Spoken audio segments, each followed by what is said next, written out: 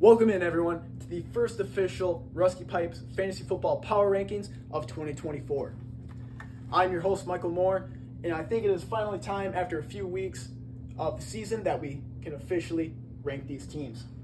Here we kind of have the standings, and I'm going to be using some of the data on here, mainly win-loss, points for, points against, because we found last year that while Cobb may have had the best record, he did have the lowest points against, and we kind of found that out of why you can't base your record off everything when it came playoff time.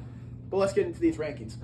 First up, number 12, Suck My Wake, owned by the Durham Dink himself, Christoph Ritchie.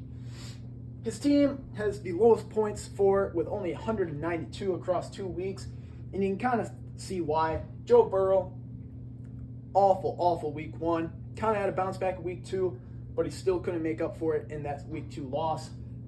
Jackson Smith and Jigba, also bad week 1, good week 2. Rachaad White, though, really bad week 2, and that's what kind of caused this whole team to really fluctuate. Jordan Addison hasn't been able to play. His bench is very weak, so he doesn't have any options to really turn to, and he's just really banking on his guys. I expect Joe Burrow, Mike Evans, keep carrying this team. JSN, if he still comes into his own, could be a very valuable piece. But overall, I don't see Ritchie making much of a playoff run unless something really changes in his team. Number 11 in the rankings, we have Baby Back Gibbs, the defending champions, coming off on a rough start to start the year. Only 198 points. Him and Ritchie are the only two teams to have 200 or less points across the first 2 weeks. And it's just been a bit of a struggle, surprisingly, for Smiley's team. It looks on paper to be built fairly well. He's got Brock Purdy, who should be a very stable quarterback. Jahmyr Gibbs, and what used to be CMC, but now Jordan Mason, is a very, very valuable running back duo. But it's just been too many question marks, mainly in the receiving room. As you can see, he's got Rashid Shaheed, Quentin Johnson, and Alec Pierce starting. Because Deebo Samuel's out. Deontay Johnson, with Bryce Young as quarterback, has not been performing. So I just think Smiley, I don't think there's going to be much title defense for him this year, especially with the injuries he's taken. And, unless they come back and he can make a late playoff push, there isn't going to be much success. But maybe if he gets start getting some more points from his players that are healthy, that could help him. Number 10 in the rankings is Big Deck Energy, owned by Josh. Just like Smiley, his team on paper looks fairly good, but it's just been underperformance and inconsistent play, mainly from guys like Dak Prescott, Tyreek Hill. The Tua injury hasn't helped him, especially in that last game where he only scored 5 points on Thursday Night Football. But he just doesn't have a good enough flex and tight end. You got Mike Gesicki, Devin Singletary. Those guys, they're good in a pinch when you got a guy who's on bye week, but for overall starters, just isn't great. A.J. Brown, he's hurt. Evan Ingram's hurt. That's why those guys have to be playing. And, with injuries to your stars like that, that's just not, especially early in the season, that's detrimental. But I guess it's better early than later. Overall, though, until those guys come back and healthy, I don't see Josh doing too much. And that's why he's down here at number 10. Number 9 in the power rankings is Killer Bee and Jets. We finally have a team that has at least one win on the season, and that is for Schultz's team.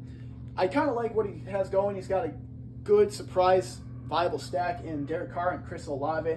Derek Carr, with a new OC, has been playing outstanding this year, but we'll see if that continues. He kind of has those streaky runs, and then he just kind of falls off the next few weeks. For Schultz's sake, he's hoping that he continues his hot streak. For us, we hope he falls flat. Other than that, though, he's got two great keepers here in Justin Jefferson and Breece Hall. I expect both of them to continue playing well. Jefferson, especially if Sam Darnold continues playing like he is. And he's got a great young tight end in Brock Bowers. If this team continues to put up the high upside points that they can produce, I expect Schultz to make a good playoff push and maybe contend for the title, but it's very early to tell, especially for a roster like this where he's got Charbonnet starting due to a very lack of running back 2 stability with Zamir White underperforming so far, and that's why he's down at number 9. Next up, we got Shun God. And he's got a very good wide receiver core so far. He's got Nico Collins, Xavier Worthy, who had a slower week 2, but if he can continue those explosive plays that he had in week 1, that could be huge for him. He's also got Zay Flowers with the stack with Lamar Jackson. I really like that. I'm a big fan of the wide receiver, quarterback stacks. And he's got a great running back 1, Bijan Robinson, top 3 fantasy running back. His biggest question mark, though, is running back 2. You've got Jerome Ford, who, good running back 2, but it's the question marks of how much workload is he going to get. He kind of got phased out by the Cleveland Browns last week in favor of Deontay Foreman. Raheem Mostert, if he can get healthy and take back some workload from Devon Achane, we'll see if he can start producing like he did last year. Touchdown dependency is the name of the game for Raheem Mostert. He's got to get those goal line works. But he's got a young team. He really needs Laporta to bounce back. That's what's kind of dragging him down so far. His keeper tight end has not been producing like he was in his rookie season. And that's what Reach needs big time if he wants to compete for the playoffs and possibly a championship. Next up, we got Only Cavs 5% off, owned by our glorious commissioner, Mr. Clean. Very good team. It's just injuries and inconsistent play have been the name of the game, mainly for guys like T. Higgins and down below Joe Mixon, Cooper Kupp. Those guys are the star players of this team. Cooper Kupp was a major injury that he could not afford. But luckily, he's got T. Higgins finally coming back from an injury himself. James Williams having a breakout that is very important for him. Otherwise, his wide receiver core would be kapoop. He's going to have to really bank on Geno being just semi-competent. Again, those 16 to 18-point games, maybe that random 25 that he can possibly produce. His running backs are the key to success, though. If Saquon and Travis Etienne can continue putting up those 15, 20-point games, that is major. Biggest question mark for his team, though, is Mark Andrews. Rough start to the season, but I expect Andrews to finally bounce back, start putting up those top 6, 5 tight end numbers, and, like he normally could and should be able to. But that is why he is down middle of the pack, I think. 1, 2, 3, 4, 5, 6. I think 7th in the power rankings. Sorry. Numbers. Next up, actually, he's 5 in the power rankings. Sorry. Next up, 4 in the power rankings is Coxman Cobb OnlyFans, owned by myself. He's the lowest ranking of the undefeated teams left, and that is because of his struggling week 1, in which he only put up about 91, 92 points. He had a big week 2, though it wasn't really needed against a middling last place Richie team, but that is at least very big for the confidence in this team to be able to have weeks like that when needed most come playoff time. He has some question marks across his team, though, like Pat Mahomes. Can he start airing the ball out a little more and get those deep touchdown passes to maybe Xavier Worthy or Rashee Rice? Can Garrett Wilson finally get consistent targets from Aaron Rodgers and maybe a couple touchdowns along with it? And what is going on with Brandon Ayuk? Now with Debo out and no CMC, will Purdy start throwing it to Ayuk? He was hopefully coming into his own, getting back into form after sitting out most of training camp with that contract dispute. Coxman Cobb is so far performing the best out of the top 3 picks between me, Mr. Clean, and UD, who had multiple first-round picks. His biggest concern, though, is the injuries to his star players, such as Isaiah Pacheco, his first pick, and Puka Nacua, his star Golden Boy keeper. Luckily, those first-rounders helped him get some star-studded receivers in Devonta Smith, Garrett, and Brandon Ayuk. Najee Harris, though, big volatile running back for his running back, too.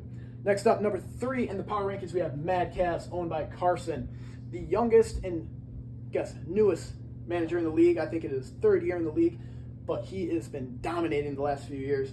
Hasn't won the championship, but he's in the playoffs and constantly contending. He's got an all-right team so far this year, young and old, such as Aaron Jones and Stephon Diggs, the old former superstars, but are still very viable in fantasy, especially Diggs having C.J. Stroud thrown to him. Aaron Jones is the biggest question mark, though. He kind of got hurt last week, got out-touched by Ty Chandler, but I feel like he still has control of that running back 1 in Minnesota. George Kittle and Tyler Lockett both went out to injuries last week, but I feel like they'll be fine. They're kind of minor. I feel like Kittle can still put up some good tight end numbers. Biggest question mark for Carson, though, going into this year, Anthony Richardson. Can he continue that success that he had week 1? Because he's going to need it if he wants to make a run for the championship. Luckily for him, he made a trade earlier in the week, acquiring Baker Mayfield, who's been hot the last 2 weeks. especially last week, leading an upset win over the Detroit Lions.